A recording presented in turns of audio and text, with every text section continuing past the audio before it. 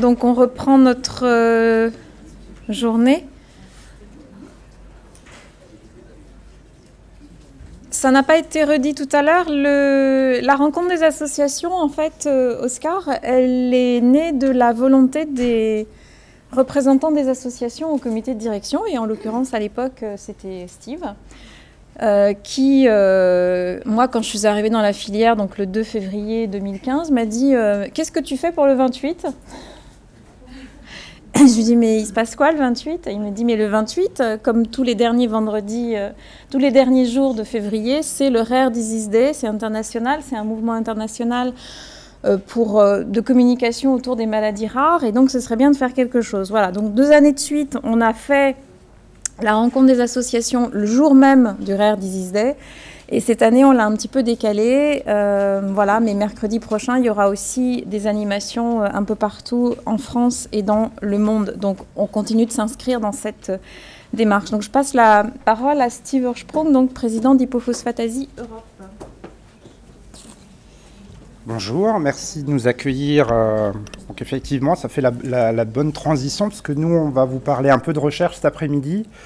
Moi, je ne vais pas beaucoup parler. On a fait un petit film qui vous parlera un peu de ce que c'est que l'hypophosphathasie, puisque ça va être le thème de la présentation, de ce que c'est que notre association aussi.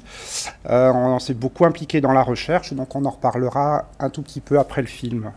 C'est l'histoire d'une aventure humaine qui, partant d'un individu isolé, atteint d'hypophosphathasie, maladie génétique rare, verra, à force de persévérance, son aboutissement quelques années après, avec la mise en œuvre d'un véritable maillage international de solidarité où scientifiques, malades, bénévoles et partenaires institutionnels parviendront à faire de leurs rêves inaccessibles de traitement une réalité tangible, et ce dans des délais inespérés.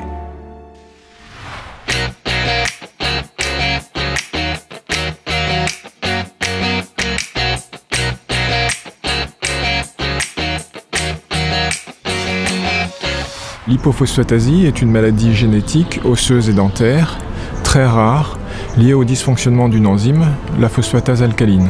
Elle a été décrite pour la première fois en 1948. Elle concerne des adultes et des enfants des 2 sexes. C'est une maladie complexe, avec plusieurs formes différentes, plus ou moins handicapantes, dont la plus sévère est mortelle. Les principaux symptômes sont la perte prématurée des dents, des fissures, des fractures osseuses, des malformations osseuses, une épilepsie et des douleurs. Le diagnostic de l'hypophosphathasie et sa prise en charge sont complexes puisque chaque malade est quasiment unique dans l'expression de ses symptômes. Alors l'hypophosphathasie, c'est une maladie rare en fait qui conduit très souvent à l'isolement des familles et des malades. En 2004, il n'existait aucune association à travers le monde et donc avec une poignée de bénévoles, on a constitué Hypophosphathasie Europe.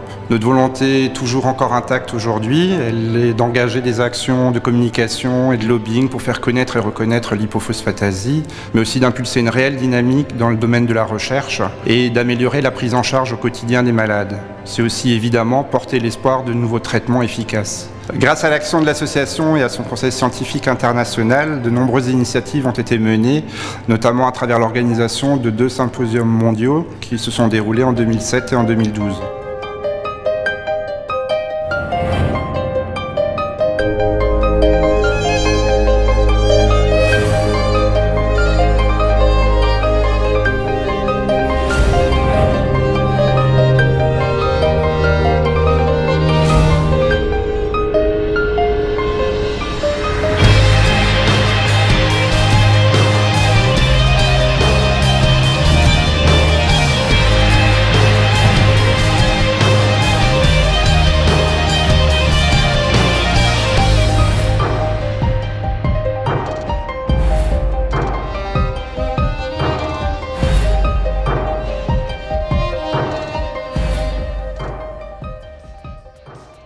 Hypophosphathasie Europe, par son enthousiasme et son énergie, a également incontestablement joué un rôle moteur dans la mise en réseau et l'impulsion de collaborations actives avec les plus grands spécialistes de la maladie au niveau international. En France, par exemple, ça s'est traduit avec les centres de référence nationaux et le laboratoire de diagnostic d'Étienne Mornay par la création d'une base de données pluridisciplinaire autour de l'hypophosphathasie, unique dans le monde à ce jour. Présente à tous les rendez-vous importants, l'association est reconnue comme experte de la maladie par tous ses partenaires et a notamment siégé en 2010 à l'Agence européenne du médicament. Elle a par ailleurs eu l'occasion de financer directement plusieurs projets de recherche et soutient très activement le développement de toutes les pistes de thérapie en collaborant avec les industriels et en contribuant, aux côtés de son conseil scientifique international, à l'information et à la formation des professionnels de santé. Toutes ces actions doivent évidemment trouver un financement et l'association a mis en œuvre de nombreuses actions pour y arriver.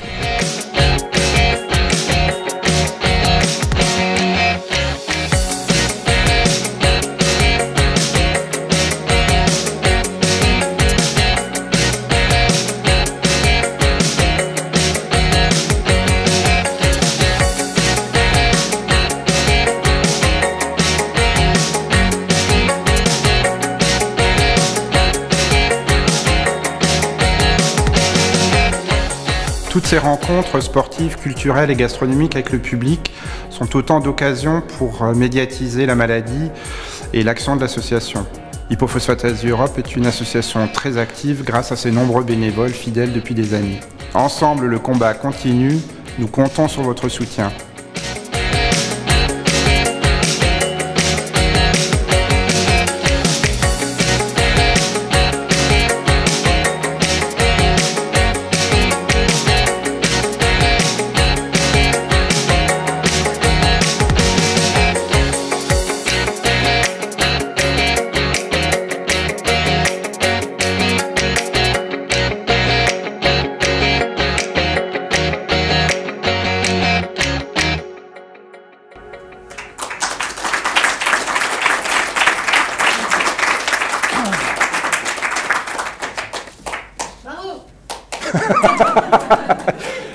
Ouais, bon voilà. Ça, en quelques images, c'était plus simple et plus parlant aussi qu'un long discours. Je voulais juste, moi, comme on est aussi entre associations de la filière, vous donner 2-3 petits points par rapport à l'aspect de la recherche. Il y a des fois des petites associations, des associations qui sont au début de leur parcours.